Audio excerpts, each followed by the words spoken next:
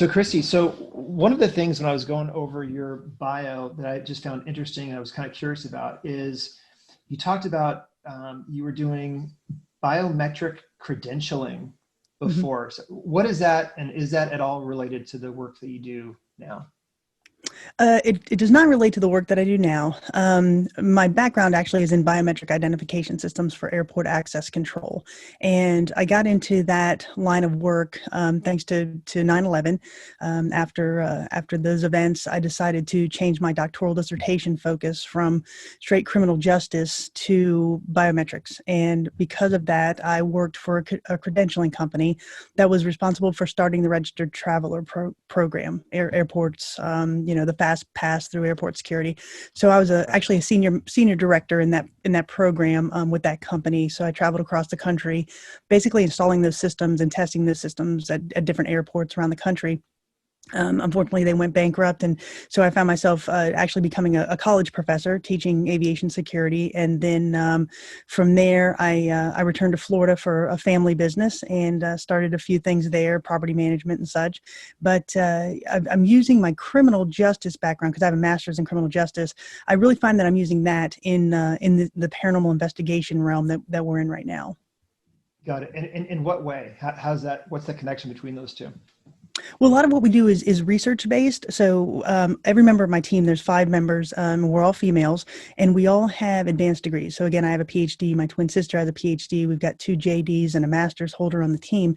And so we use that academic research background to really help drive our investigation process. We do a lot of advanced research into the history of the locations that we're going to, and then we also do a lot of pre-planning with regard to the actual investigation. So we'll go in and we'll look for things that we think could be environmental factors that could influence what we do. So noise pollution, air pollution, wind, airline traffic, train traffic, anything that could be near the location that could explain away the paranormal legends, if you will, of those locations. So we do a lot of pre-planning before we do our investigation, which is a little bit different than what others may do in the paranormal community.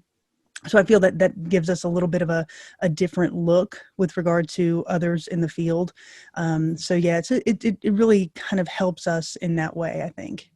That's fantastic. And actually, to be honest, that's kind of reassuring for me to hear, because it sounds like you're coming from a more of a scientific sort of skeptical place, which is the correct place to come from when you're investigating stuff that's so out there like this, right?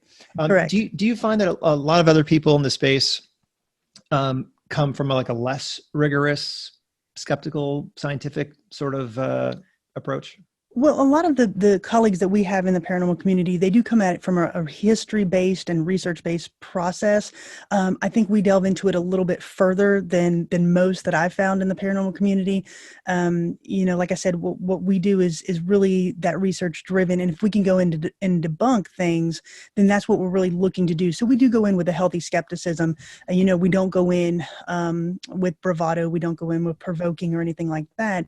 We really do want this to be a historical narrative first of the locations that we visit. And then if we can find anything compelling that we can't explain, then we'll put that down as unexplainable evidence. So for example, again, we're an all-female team. If I'm capturing children's voices or males' voices in a place where I know neither of those exist, then, I find that fascinating. I find that unexplainable. And that's what we put down as that unexplainable evidence.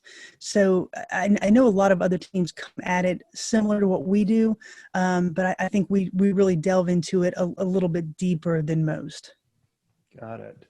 And so, first of all, how many of these properties or locations have you investigated so far? We've done about 20 what I would consider commercial locations. So those are locations that actually report to have hauntings. So Brushy Mountain State Penitentiary, the St. Augustine Lighthouse, West Virginia State Penitentiary, these all have what I call a commercial side in the paranormal. So we've done about 20 of those across the country. And then we've done dozens of businesses or private residences that the owners will call us and ask if we can come in and either debunk what they think is going on or actually provide them with proof that something unexplainable is going on in their house. So we've got a pretty extensive resume and a portfolio, I think, of unexplainable things that have occurred in all of those different types of locations. And what percentage of the locations do you go to, do you actually debunk that, no, this actually isn't paranormal stuff, it's actually is explainable by other reasons? We've done a handful of those. On the commercial side, we've actually found some things in most of the locations that, again, we can't explain. So, for example, we went to the Exchange Hotel in Gordonsville, Virginia, which was it was built as a hotel, and then during the Civil War, it was transformed into a field hospital, and it saw both Union and Confederate soldiers. So over 700 verified deaths occurred in this location. So when we went there, again, there was only 5 females on the property, but we were capturing males' voices, we were capturing children's voices, and things that we can't explain, objects moving, again, that we can't explain. So a lot of the commercial locations that we've gone to, we've gotten a handful of things that, we put down as unexplainable. And we call them that because if somebody can come to me and say, oh, well, I think it was this, or it could have been this, then I would absolutely love to have that dialogue. But for right now, the things that we're finding are things that in the moment we can't explain. When we go to private residences, we've had a majority, well, I wouldn't say a majority, I'd say about half of those that we can explain with, okay, this is something that is environmental rather than paranormal / unexplainable. So for example, we got called in to a business. It was a new business. He'd put up some night vision video cameras. It was a storefront business, so it was all glass storefront. He had glass display cases running down the length of his store. He had mirrors on the wall. So he was convinced that his establishment was haunted. And he said, we have our night vision video cameras are going on and off during the night. We can't explain that because there's nobody in the building. And so will you please come in and take a look? And so we did that. We went in.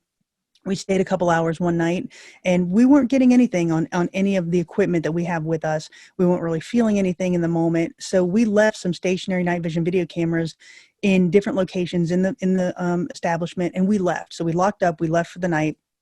So when we came back the next morning, I said, did your night vision video cameras go off? And he said, oh yeah, we had a lot of activity last night. I think you stirred something up. They just kept going on and off. And I said, okay, give me the timestamps of those.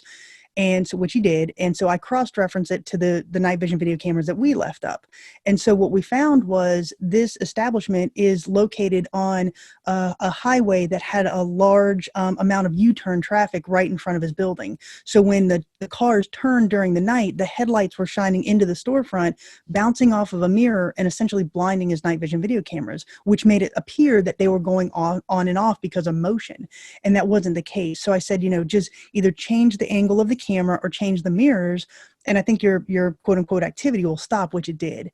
So we do a lot of that with the residential and the businesses that we investigate. We find things that we can explain away. Now there've been some where we've gone in and there are things that I can't explain. So we'll talk to the homeowners about that and what it means for them and the options that they have if they decide that they either want to live with what's going on or they don't. Mm-hmm. What's an example of one of the most compelling pieces of evidence you guys have collected so far? Okay. I would go back to the Exchange Hotel. When we go to these locations, and I'll kind of set the stage for you. When we go to these locations, we always take a day tour first. Again, because we want to do that to see the location in the daylight and to really scope out things that could affect our investigation. Again, is there traffic? Are there street lights? Are there neighbors with dogs or kids? Or, if the wind comes, what's that going to look like? So things like that we can look at during the day, analyze, and see if it'll affect us during the night when we do the investigation. So we do that, and then we also go in and we look for places that we can leave what we call stationary equipment. So night vision video cameras, voice recorders, trigger items, things like that, that we will leave in, say, a room, because we know we won't be in one room all night, but we want eyes and ears on that room or on that area while we're doing, investigations around the property. So we'll leave night vision video cameras and voice recorders. So for example, we went to this Exchange Hotel, and one of the rooms, it's a 3-story hotel, and one of the rooms in there has a bed. It's all set up to either look like, the half of it is set up to look like the old hotel, and the other half is set up to look like the Civil War hospital. So in this room, it was set up to look like the hotel. We put a voice recorder on the bed. of this room, and we left the area. So 3 of us went outside, and 2 of us were on that floor, but across the hall. And during the night, we captured a child's voice that it sounds like it's standing right next to the voice recorder, and it says, "Hi, this is my bed," which is extremely compelling because it tells us 2 things. One, there's a child voice in there when there's no children on the property. So that's unexplainable to me. And the next one is, it sounds like he's addressing the voice recorder saying, "Hi, this is my bed," which leads me to believe that it's intelligent, that it can see us, that it's interacting with us and our equipment. So that was extremely compelling. On that same voice recorder, about 3 hours later, we captured an elderly gentleman's voice saying, "I don't know, I'll be back at 4:30," which again is extremely compelling because there's no men anywhere on the property that night. So I would say those are 2 pieces of very compelling evidence. We were also at Fort Mifflin, which is a Revolutionary War fort in Philadelphia. Again, we set up our night vision video cameras. And in this instance, we had a night vision video camera inside a subterranean casemate, which was used to house first ammunition during the Revolutionary War, but then it was repurposed into a solitary confinement cell for traitors. So we know that there was at least 1 man in there that was tried for treason, and he was hung on the fort. So when we went in there, we put a night vision video camera along with a laser grid that sat right beside it in the doorway, the only doorway into this casemate, and we left and we were on the other side of the property at the time, and a shadow figure comes from the wall, and you can see it on the camera. It comes from the wall on the right-hand side, and it walks through the laser grid and goes out the other wall. So it essentially walks from wall to wall, cuts off all the beams of our laser grids. Again, I can't explain that because there was nobody in the room. And if there was somebody to get into the room, we would have seen it on the camera. So again, that's extremely unexplainable to me. And those are the types of evidence that we capture when we go to these locations. Okay, wait, so there was a camera set up and the camera didn't show anything, and yet something went through the laser grid. Is that what you're saying? Correct. So like I said, it's a subterranean casemate. So you've got to go down these stairs about 7 feet. And then there's a doorway. It's the only doorway leading into this small room, which I say probably about 6 people could fit comfortably in this room. But there's nobody in the room because I set the camera up in the doorway with the laser grid about 2 inches in front of that. So for somebody to have, even if they were like to wave their hand across it or something, I would have picked it up in the camera, which did not happen. So the camera was sitting by itself. It had run by itself for about 2 hours at this point. We weren't in the room. We weren't anywhere near this casemate. We were on the other side of the fort, and something comes from the wall, walks from wall to wall, and is cutting off all the beams of the laser grid as it did so. So again, that's extremely compelling to me. Could it have been a bat or some sort of animal? No, because the way it moves, it's like a slow walk. It just kind of walks from. So a bat couldn't have done it. Again, if it was a bat, we would have seen it in the camera. On the video, but right. you don't see anything in the camera prior to this shadow walking from wall to wall. And then you mentioned before, objects have moved. Yeah, so we've seen different things move. We were at the Halesbar Dam, which is in Tennessee, and this was a dam that was in operation up until about 1962. It really started. It was built in about 1912, in operation from 1962, and they just were plagued with problems. And then one of the reports was there was a series of tunnels that run underneath this dam, and the school kids would use it to walk from one side to the other. And to get to school, there was an accident in the early 1950s, and 2 children were killed. And so the reports are that there are children in this dam, that their spirits are still in that dam. And we had set up a glow-in-the-dark ball to sit in one of these rooms, and there's no wind. It's an internal room. It used to be an office room. So it's an internal room. There's no windows. It sits on a hallway, but there's no windows in that hallway either. So we had a glow-in-the-dark ball that was just sitting there, and during the night, it just starts to kind of roll. There's nothing acting upon it that we could see. Again, there'd be no way for wind to get in there. So that was very compelling to me. So we've captured that. We were at the Trans-Allegheny Lunatic Asylum. We had the same thing happen. We were capturing some ball movement that we can't explain. So those are the types of things that we capture with that. Have you ever tested that same ball in a place that's not supposed to be haunted? Yeah. So Yes, exactly. So we'll set that up and we'll just, watch it. We'll let it run or sit for the night, and it doesn't move. Nothing moves. We have, a camera on it. And that's a great question, because we do that.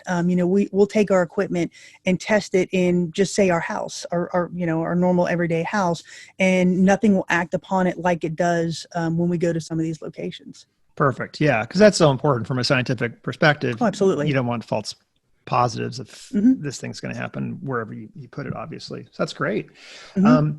The audio of like the child saying, "This is my bed," is that available on your website somewhere?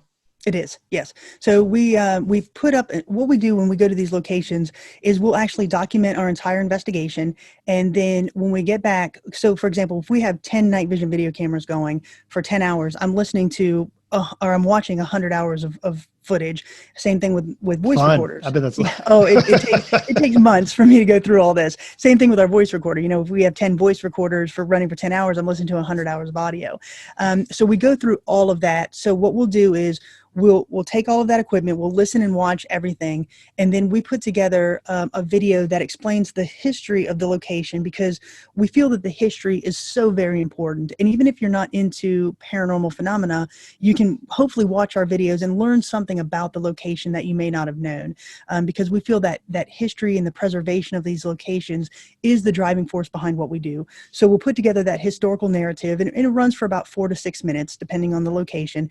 And then we'll showcase how we did our investigation, how many investigators were there, the cameras that we set up, and how we controlled for everything. And then we'll put the compelling pieces of unexplainable evidence that we captured during the night. So all of these investigations are on our website. And then we also have a series of quick clips, which if you don't want to watch the entire video, you can just, take a minute and listen to that audio as well. So that's on our website and our YouTube channel. Got it. Yeah, those quick clips are good, because I know when I was, maybe you don't have time to watch a whole 25-minute video, but you're like, is this worth watching? Let me get to the good part, the juicy evidence part, and then maybe I'll watch the whole thing. Exactly. That's a really interesting point you make about the backstory, like the actual history of the place.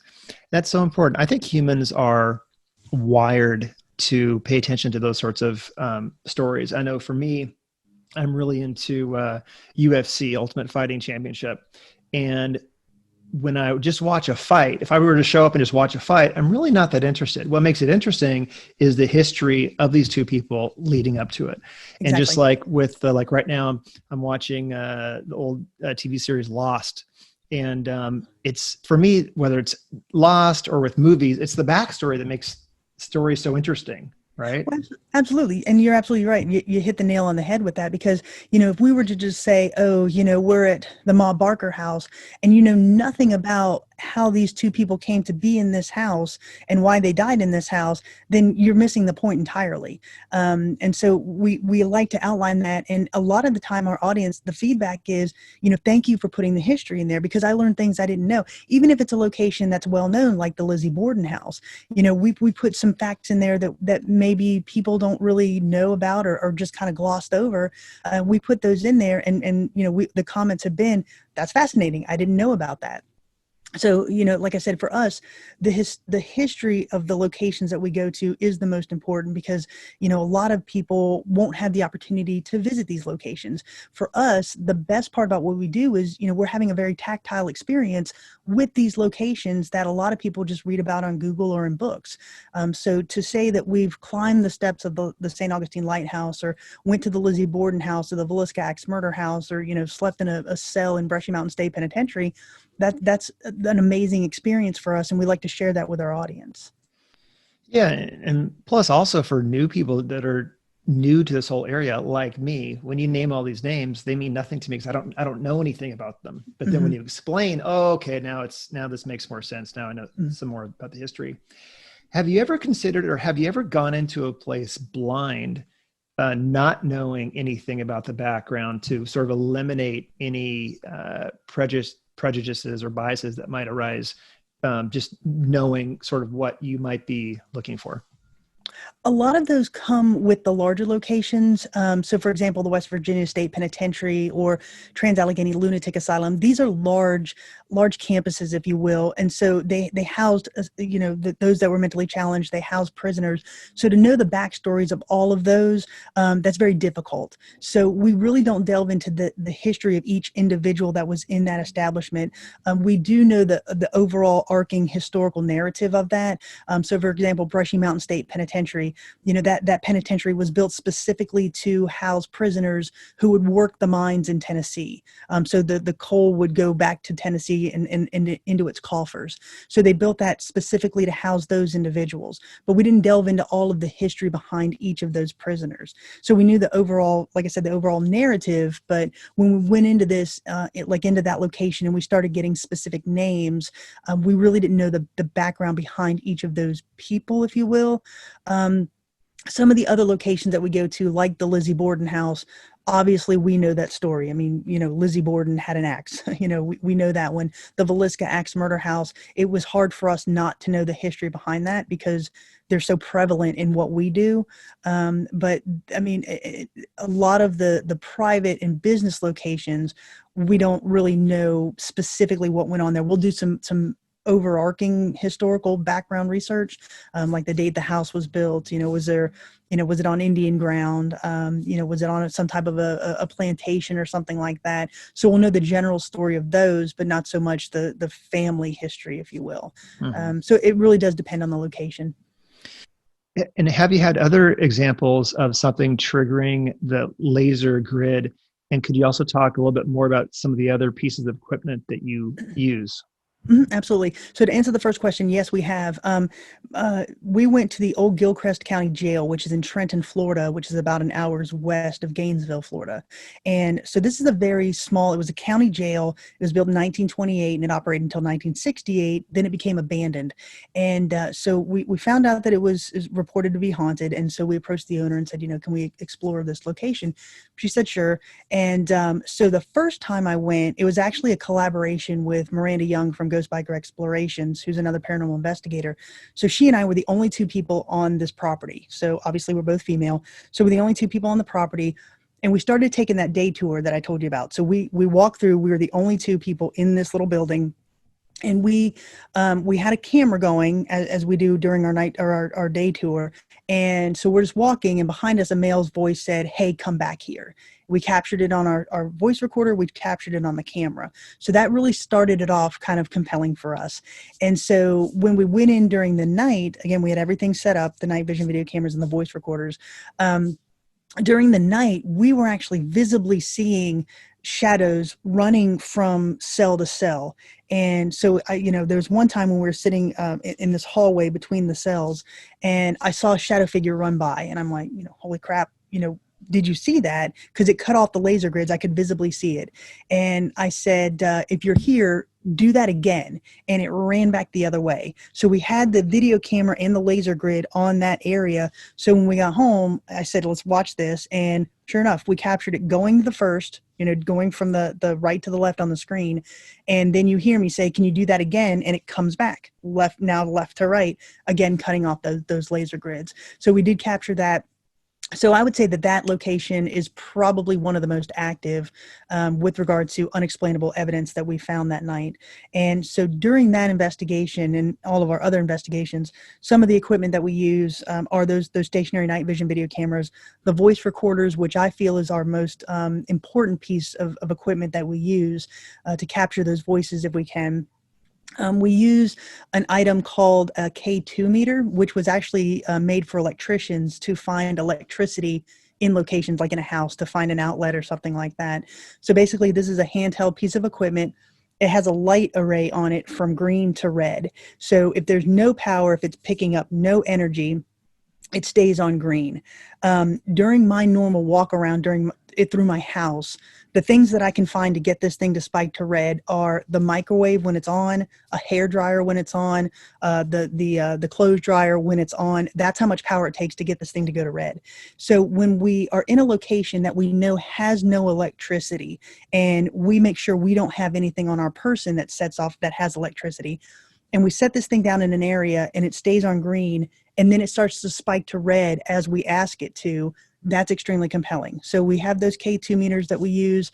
We have something called a REM pod, which is essentially a K2 meter that has an audible alarm on it. So if it has a temperature change or a pressure change, or if some type of energy acts upon it, an audible alarm will sound, as well as the light array. We use a piece of equipment called the spirit box, which is a small, it's about the size of my palm. It's a small AM FM radio that has been modified to sweep through frequencies. So when I turn it on and I hit the sweep button, it sounds like as it's going through AM and FM frequencies at a very high rate. The theory is that spirits can use the white noise to speak to us.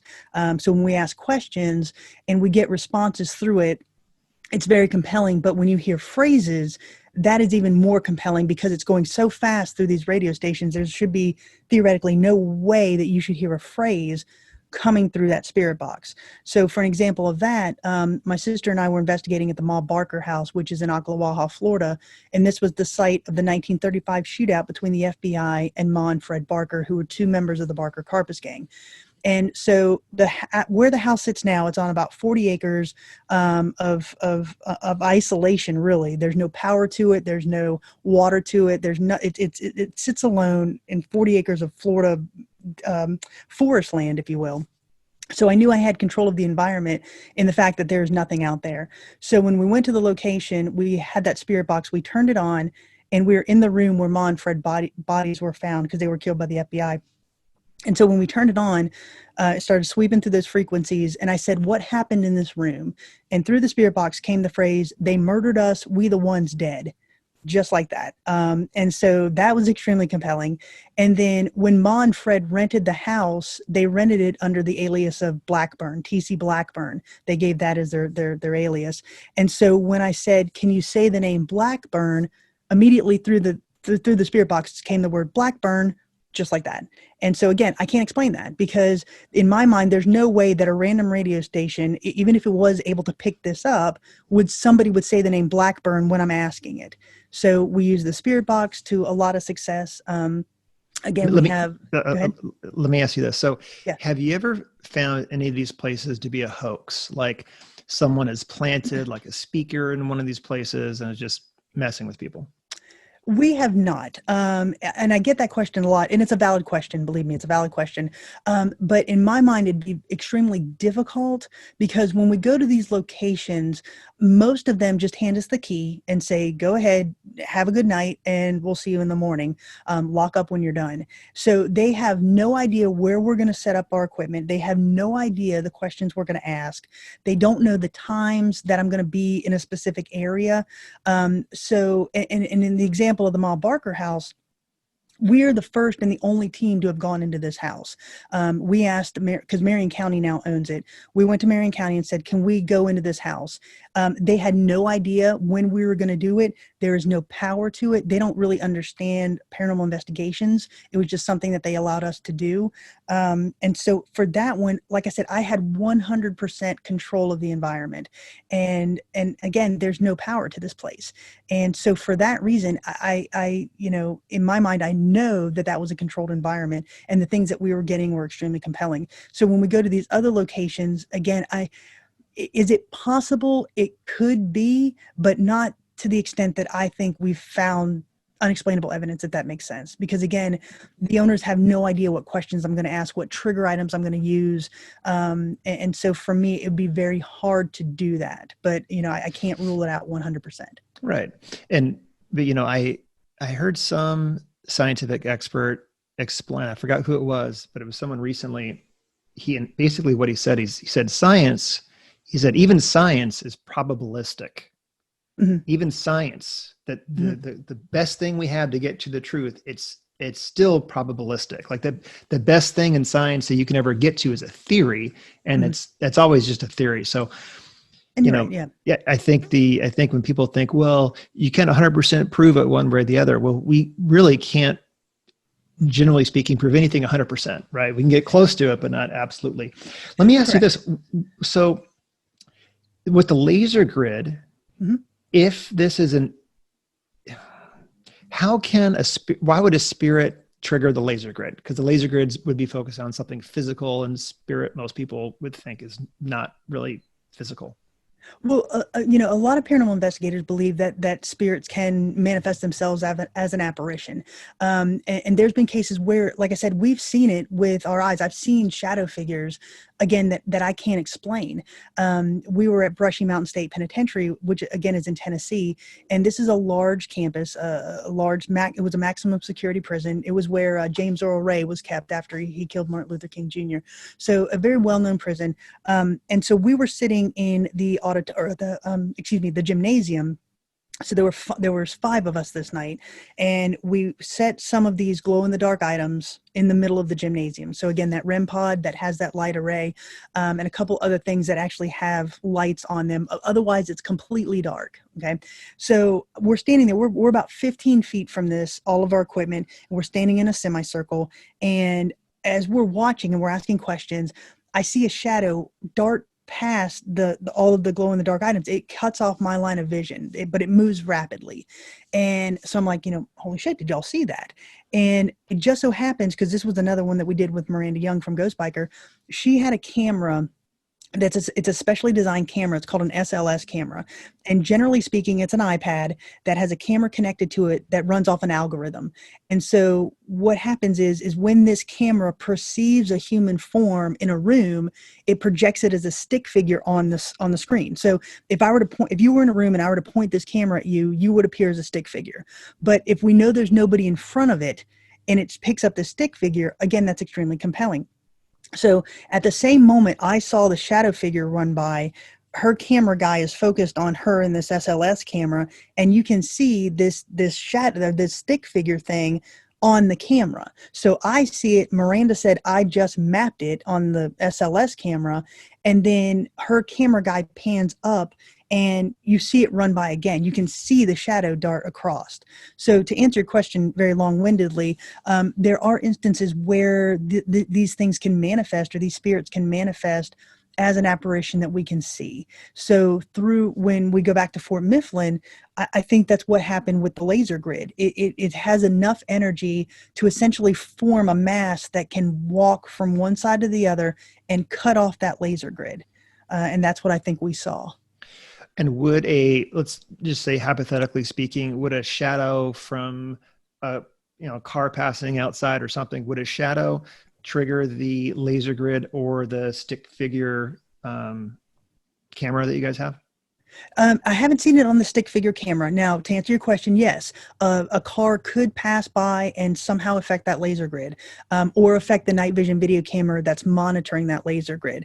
And that's a very valid question. However, the one from Fort Mifflin, it is completely subterranean. You have to go down, like I said, about 11 or 12 steps down under the ground, and there's an arched doorway. It's all made out of brick. It's an arched doorway that you've got to kind of bend down to go into, and then it takes a right-hand turn, and that's the essential doorway. So there is zero way light can get into this, 100. And the interesting thing about this location is it sits right near the runway of the Philadelphia airport. Okay, so planes go over until about 11:30 at night, and you can hear these planes. Obviously, they're landing, so you can hear them pretty loudly. But when you're in this casemate, it's so down into the earth that you can barely hear those planes. So that's how protected this is in this subterranean environment. So there was no way that light could get in there. There's no way really noise can get in there, honestly.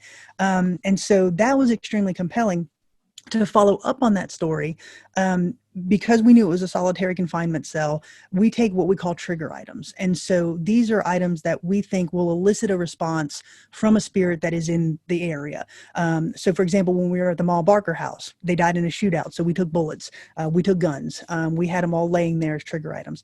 When we went to Fort Mifflin in the solitary confinement cell, I wanted to take things that I think somebody in solitary confinement would want. So we took water, we took a piece of bread, we took cigarettes, and we left it in this cell for this individual. So when we set it out, I said, these things are for you. We acknowledge that you're here. If you want to communicate with us, we welcome that, but these things are for you to acknowledge you.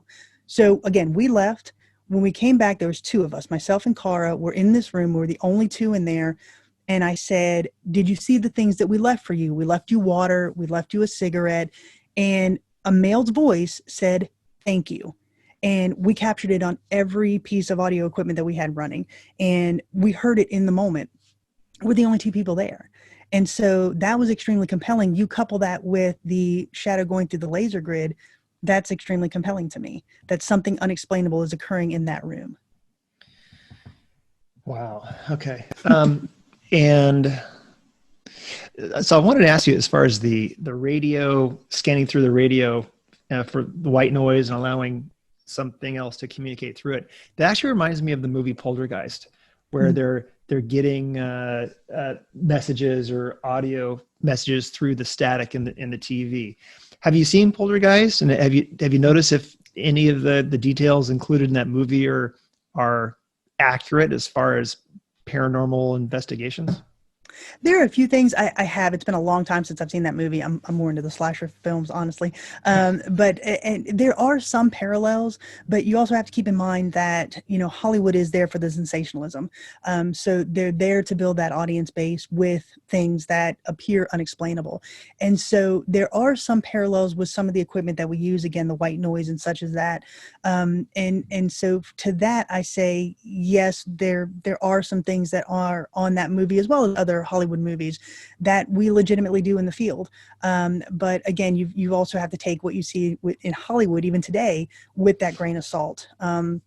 But some of the equipment that we do use, again, is designed to allow energy to speak through that white noise, or allow us to see things that we might not be able to see with our eyes, such as that SLS camera. So as technology advances, we do have the opportunity to use that in the field, in the paranormal investigation field, and I think a lot of us are trying to do that. But back to your other point from earlier. This is all based on theory. This is all based on conjecture. When I talk to people such as yourself or other podcasters, and they call me a paranormal expert, I always put the kibosh on that, because there are no experts in this field. I'm telling you, the things that I have out there on our videos are things that I cannot explain in the moment. If somebody comes to me and says, "Hey, I think it's this and this," absolutely, let's have that dialogue, because I don't want to put anything out there that's going to make me look like a kook. But when I control for all the things that I can control for, and I'm left with these things that I can't explain, that's what I put out there. So to me, there are no experts in this field. We're just trying to advance the knowledge base as best we can with the techniques that we're using right now. Is there anything that you don't believe that many other paranormal investigators do believe? I think a lot of us come from the same general belief process. What I do, I'll put out there, I'm a Christian, so I have a deep religious belief, which a lot of paranormal investigators might not profess as profoundly as I do. So for me, there's some things that we don't look for that other paranormal investigators do. And by that, I mean demonic. There are a lot of people that will go into a location and say, "Oh, this is demonic. This is negative. This is, absolutely, you're dealing with things you shouldn't deal with," and stuff like that. We don't go looking for that. And so because of that, we never really found that in what we do. I believe that there's demons? Absolutely. Have we found any evidence of that? Not that I say we have. We have found things that I think are darker or more negative, but I wouldn't call them demonic. So for example, in Brushy Mountain State Penitentiary, you're dealing with the people that weren't the greatest in society. They weren't the greatest in life. So why are they going to be the greatest in death? So in prisons and in insane asylums, we find those things that are darker, but I don't really go to demonic. For example, we were at the Grand Old Lady Hotel, which is in Sylvan, North Carolina, and we were investigating this location. And there have been other paranormal groups and other YouTubers that will go in and they come out saying, "Oh my gosh, that's so demonic. There's people in there that are scratching us and threatening us." But when we went in, it was a completely different feeling. We were getting positive responses. I never felt threatened by anything. So for us, I think we go more toward actually trying to tell the story of these locations, and then couple that with any spirit that wants to tell their stories. If you watch any of our videos, the one thing that we always say, the one phrase that we always use is, will you allow us to tell your story? Will you communicate with us so we can get your story straight? And I think because of that, we've had more positive responses than anything else. So again, to answer your question very long-windedly, we come at it from a different historical approach than I think most YouTubers today or other paranormal groups really come from, if that makes sense. Right. And so you're coming at it more from a, I guess, a neutral standpoint, where some of these other YouTubers are specifically looking for demonic stuff. And so you're suggesting that's why they find it? Essentially, yes. The way I kind of explain it is, we go in with what I call, for us, the right intentions. We don't go in and provoke. We don't go in and say, hey, I'm not going to believe in you unless you punch me. Unless you throw that chair across the room, I'm not going to believe you're here. That's not what we do. We go in, and we go in with a sense of respect. Even if they were in prison, they were human at some point. And to us, the very core of human existence is to be recognized, is to be acknowledged. Nobody wants to go through life alone, or unacknowledged. So for us, I think the same thing is true with the spirit world. We go in and we say, we acknowledge you, we respect you for the life you lived. If you want to communicate with us, we're here to tell your story. If we didn't get anything in a location, we got nothing compelling, we're still going to put out that historical narrative and still put out the history of the place and the people that lived there for its place in history. But we're not going to go in and say, hey, you whatever, we're not going to believe you're here unless you punch us or something like that, or do something to prove you're here. That's not what we're about. But again, not to disparage any teams or YouTubers out there, there are different approaches. That you can go and watch several YouTubers that all they're doing is to quote unquote stir up the dead. And that's not what we're about. And so because of that, I think those teams that go in and look for dark, use things that we don't use, like a Ouija board. We'll never use a Ouija board. Not that I think a Ouija board is bad, but it has that negative connotation behind it. So we're not going to use that. That's not what we're about. Other teams may use it. Other, YouTubers may use it, but that's not what we're going to use.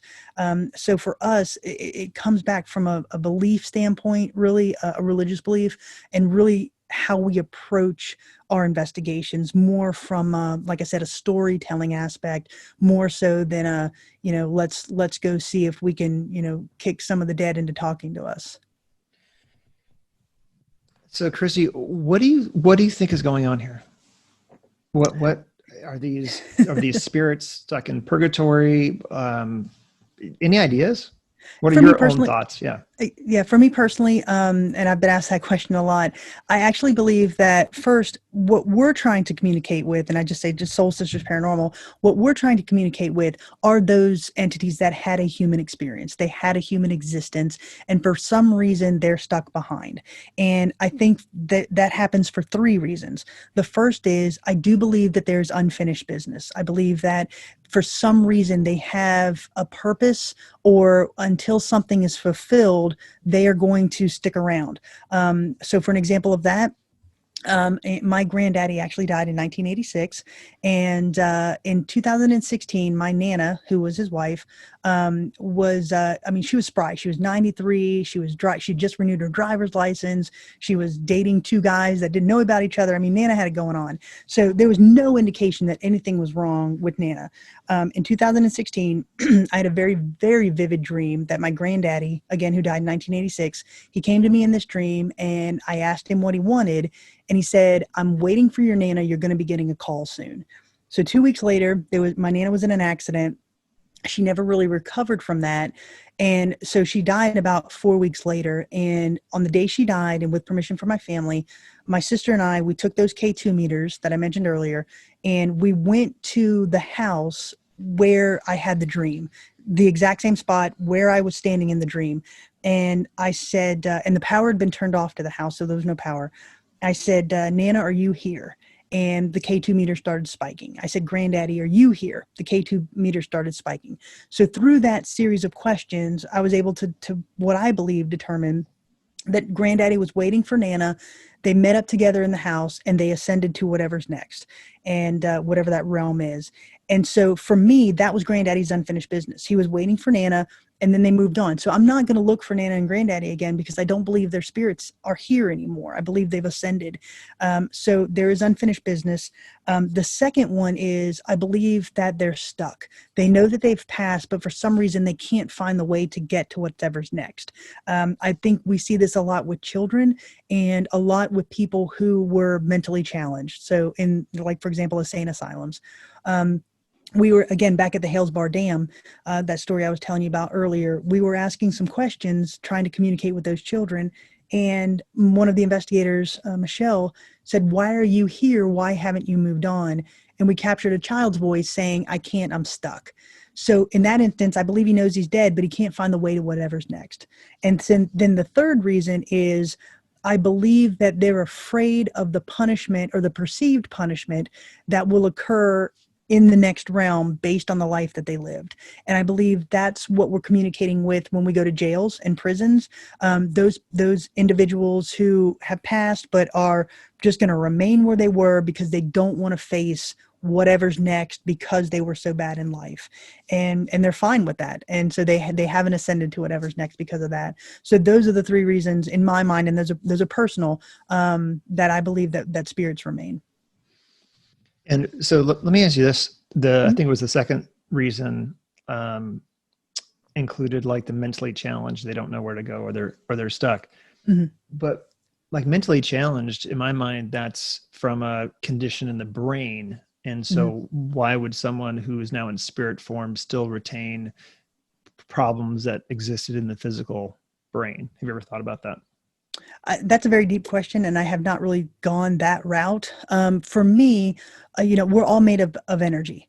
So energy cannot be created or destroyed. So once we die, I do believe that we go somewhere. For those, and I'll go back to the Trans-Allegheny Lunatic Asylum, because that it was extremely active for us. I believe that the evidence that we found there, the compelling evidence, are those individuals who were there for some reason, some mental reason, and they just can't find the way to whatever's next. Again, they're in that stuck state, similar to children. So in my mind, that's just, I kind of couple those two together, because for some reason they can't find the way. Either they don't know how to find it, or they just can't find it on their own. And I kind of equate that to the mentally challenged. Right. Right. And I don't believe that happens to everybody. So for example, if there's a mentally challenged individual right now, I don't believe that once every person passes that their spirit remains. Like I said, Nana and Granddaddy, I think they've ascended. Most people are going to fall into, in my mind, the category of moving to whatever's next on when they pass. There are just, some that stay behind for one of those three reasons. In my mind, one of those three reasons. Mm-hmm. What's been one of the toughest skeptical questions for you to answer, if I haven't already asked it by this point? A lot of the ones that I get are similar to the question that you asked of, do I think that places are rigged? I do get a lot of that. And a lot of people are generally skeptical, or cynical about what we do. And to me, my answer to that is, that's fine. I'm not trying to convince anybody of anything. I'm not trying to convince you that I'm right. That would be like me trying to convince you that my religion is correct, and I'm not going to do that. What we're doing is, again, putting together a very historical narrative of the locations that we go to, and then putting out those things that in that moment I can't explain. And if you want to believe that what we're putting out there is valid, that's fantastic. If you don't, again, that's fantastic also. We're just trying to maybe build on that dialogue and build that knowledge base, if you will, of things that are unexplainable. Do I think we're going to find the answer of what happens after we die? No, I don't. Do I think anybody is? Probably not. I don't think anybody will know until we actually die what happens next. But what we are doing is building this knowledge base of things that are unexplainable. Because of this journey that I've been on with Soul Sisters Paranormal, it has done two things. It has strengthened my faith in an afterlife. And it has also acknowledged the fact that there is something after this. And so those are the two things that I've gotten out of that. And if this helps people, to maybe think about that, then I feel that I've done my job. What's been one of the biggest, or have there been any big challenges for you since you've begun this work? No, I wouldn't say challenges. I think for our team personally, the challenge is really logistics on a lot of this. We're from all different parts of the country, and so the travel aspect is a big one because we have the equipment that we have. I'm always driving, so from if we go to Villisca, I'm driving from Florida to Iowa. When we went to Lizzie Borden, I'm driving from Florida to Massachusetts. So logistics, I think, would be the hardest part. But other than that, most things around this and what we've done has been extremely positive. I've met some amazing people in the paranormal community. I've met some amazing podcasters. I've done some really cool interviews. We've been asked to speak at paranormal conferences, symposiums. I'm due to speak at Arkansas State University next year at their symposium. So a lot of things that have been extremely positive. And, what I really want from Soul Sisters is, obviously the paranormal community is looked at as a subculture, right? So we're not mainstream, but we're more of that underground, the ghost thing, if you will. But what we're really trying to do is maybe elevate this a little bit into a more professional look. Again, not to disparage any other team, but you look at some teams and they're in sweatshirts and ripped shorts and all this other stuff going to these investigations. For us, this is something that we have really taken on as a personal, professional mission. We have our logo, we got that trademark. We have our look and our brand, the things that we do, we want to give that professional appearance because we're already fighting that stereotype of being in that subculture, and as well as an all-female group. So again, this is really something that, in 2013, I never thought that this journey would take me where it has, but it's been mostly positive in every aspect, honestly. Let me ask, how do you guys support yourself? Do you guys generate money to support, these travels and the equipment and your time and everything? How does that work? We're all self-funded. So we've just been very fortunate enough to be blessed enough to do this.